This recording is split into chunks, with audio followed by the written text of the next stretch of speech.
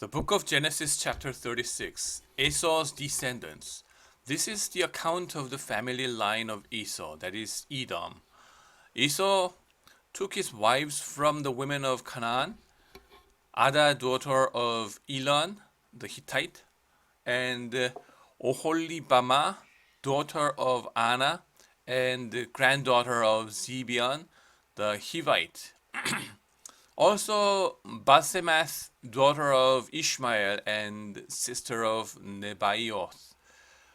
Ada bore Eliphaz to Esau. Basemath bore Reuel, and Oholibamah bore Jeush, Jamal, and Korah. These were the sons of Esau who were born to him in Canaan. Esau took his wives and sons and daughters and all the members of his household, as well as his livestock and all his other animals and all the goods he had acquired in Canaan, and moved to a land some distance from his brother Jacob. Their possessions were too great for them to remain together. The land where they were staying could not support them both because of their livestock. So Esau, that is Edom, settled in the hill country of Seir. This is the account of the family line of Esau, the father of the Edomites, in the hill country of Seir. These are the names of Esau's sons: Eliphaz, the son of Esau's wife Ada, and Reuel, the son of Esau's wife Basemath, the sons of Eliphaz, Teman, Omar, Zepho, Gatam, and Kenaz. Esau's son Eliphaz also had a concubine named Timnah, who bore him Amalek. These were grandsons of Esau's wife Ada. The sons of Reuel: Nahath, Zerah, Shammah, and Mizah. These were grandsons of Esau's wife Basemath. The sons of Esau's wife Oholibamah, daughter of Anna and granddaughter of Zibeon, whom she bore Esau: Jeush, Jamal, and Korah. These were the chiefs among Esau's descendants. The sons of Eliphaz, the firstborn of Esau: chiefs Teman, Omar, Zepho, Kenaz, Korah, Gatam, and Amalek. These were the chiefs descended from Eliphaz in Edom. They were grandsons of Ada. The sons of Esau's son Reuel: chiefs Nahath, Zerah, Shammah, and Mizah. These were the chiefs descended from Reuel in Edom. They were grandsons of Esau's wife Basemath. The sons of Esau's wife Oholibamah: chiefs Jeush, Jamal, and Korah. These were the chiefs descended from Esau's wife Oholibamah, daughter of Anna. These were the sons of Esau, that is Edom, and these were their chiefs. These were the sons of Seir the Horite, who were living in the region: Lotan, Shobal, Zibeon, Anna, Dishon, Ezer, and Dishnan. These sons of Seir in Edom were Horite chiefs. The sons of Lotan: Hori and Homam. Timnah was Lotan's sister. The sons of Shobal: Alvan, Manahath, Ebal, Shepho, and Onan. The sons of Zibeon: Aiah, and Anna. This is the Anna who discovered the hot springs in the desert while he was grazing the donkeys of his father Zibeon. The children of Anna: Dishon and Oholibamah, daughter of Anna. The sons of Dishon: Hemdan, Eshaban, Itran, and Keran. The sons of Ezer: Bilhan, Zaavan, and Akan, the sons of Dishan, Uz, and Aran. These were the Horite chiefs: Lotan, Shobal, Zibeon, Ana, Dishon, Ezer, and Dishan.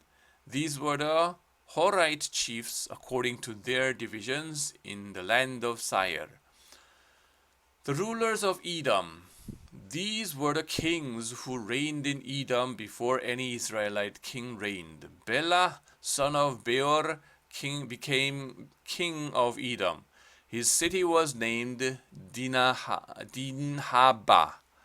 When Bela died, Jobab, son of Zerah from Bozrah, succeeded him as king. When Jobab died, Husham from the land of the Temanites succeeded him as king. When Husham died, Hadad, son of Bedad, who defeated Midian in the country of Moab, succeeded him as king. His city was named Avith. When Hadad died, Samlah from Masrekah succeeded him as king. When Samlah died, Shaul from Rehoboth on the river succeeded him as king. When Shaul died, Baal-Hanan, son of Akbor, succeeded him as king. When Baal-Hanan, son of Akbor, died, Hadad succeeded him as king. His city was named Pau, and his wife's name was Metabel, daughter of Matred, the daughter of Mezahab. These were the chiefs descended from Esau by name according to their clans and regions: Timnah, Alva, Jethet, Oholibamas, Ella, Pinon, Kenaz, Teman, Mibzar, Migdal, and Iram. These were the chiefs of Edom according to their settlements in the land they occupied. This is the family line of Esau, the father of the Edomites. Joseph's dreams, chapter 37. Jacob lived in the land where his father had stayed, the land of Canaan. This is the account of Jacob's family line. Joseph, a young man of 17, was tending the flocks with his brothers, the sons of Bilhah and the sons of Zilpah, his father's wives, and he brought their father a bad report about them. Now Israel loved Joseph more than any of his other sons, because he had been born to him in his own old age, and he made an ornate robe for him. When his brothers saw that their father loved him more than any of them, they hated him and could not speak a kind word to him. Joseph had a dream, and when he told it to his brothers, they hated him all the more. He said to them, "Listen to this dream I had. We were binding sheaves of grain out in the field when suddenly my sheaf rose and stood upright, while your sheaves gathered around mine and bowed down to it." His brothers said to him, "Do you intend to reign over us? Will you actually rule us?" And they hated him all the more because of his dream and what he had said. Then he had another dream, and he told it to his brothers.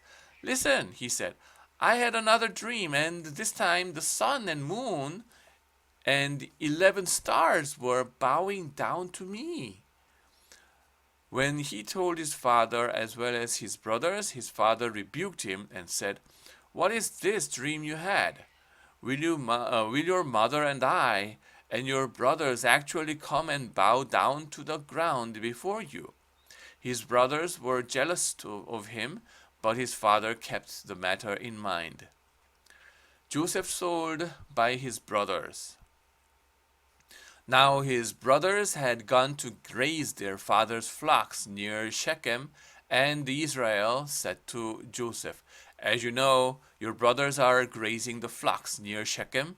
Come, I am going to send you to them." "Very well," he replied. So he said to him, Go and see if all is well with your brothers and with the flocks, and bring word back to me." Then he sent him off from the valley of Hebron. When Joseph arrived at Shechem, a man found him wandering around in the field and asked, "What are you looking for?" He replied, "I am looking for my brothers. Can you tell me where they are grazing their flocks?" "They have moved on from here," the man answered. "I heard them say, 'Let's go to Dothan.'" So Joseph went after his brother and found them near Dothan. But they saw him in the distance, and before he reached them, they plotted to kill him. "Here comes that dreamer," they said to each other. "Come now, let's kill him and throw him into one of these cisterns and say that a ferocious animal devoured him. Then we will see what comes of his dreams." When Reuben heard this, he tried to rescue him from their hands. "Let's not take his life," he said. "Don't shed any blood. Throw him into this cistern here in the wilderness, but don't lay a hand on him." Reuben said this to rescue him from them and take him back to his father. So when Joseph came to his brothers, they stripped him of his robe, the ornate robe he was wearing, and they took him and threw him into the cistern. The cistern was empty, there was no water in it. As they sat down to eat their meal, they looked up and saw a caravan of Ishmaelites coming from Gilead. Their camels were loaded with spices, balm, and myrrh, and they were on their way to take them down to Egypt. Judah said to his brothers, "What will we gain if we kill our brother and cover up his blood? Come, let's sell him to the Ishmaelites and not lay our hands on him. After all, he is our brother, our own flesh and blood." His brother agreed. So when the Midianite merchants came by, his brothers pulled Joseph up out of cistern and sold him for 20 shekels of silver to the Ishmaelites, who took him to Egypt. When Reuben returned to the cistern and saw that Joseph was not there, he tore his clothes. He went back to his brothers and said, "The boy isn't here. Where can I turn now?" Then they got Joseph's robe, slaughtered a goat, and dipped the robe in the blood. They took the ornate robe back to their father and said, "We found this. Examine it to see whether it is your son's robe." He recognized it and said, "It is my son's robe. Some ferocious animal has devoured him. Joseph has surely been torn to pieces." Then Jacob tore his clothes, put on sackcloth, and mourned for his son many days. All his sons and daughters came to comfort him, but he refused to be comforted. "No," he said, "I will continue to mourn until I join my son in the grave." So his father wept for him. Meanwhile, the Midianites sold Joseph in Egypt. Potiphar, one of Pharaoh's officials, the captain of the guard. Amen.